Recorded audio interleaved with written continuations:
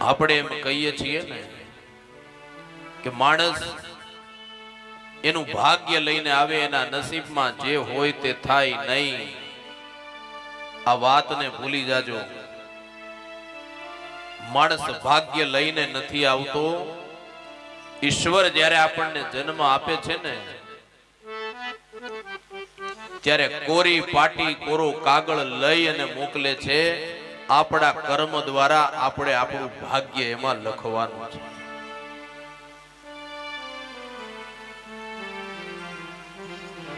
અને એટલા માટે તો આપણું રામચરિત માનસ પણ લખે છે,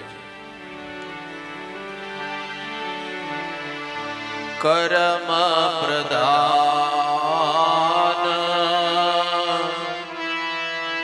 વિશ્વ કરી રાખા, જો જસ કરઈસો તસ ફલ ચાખા.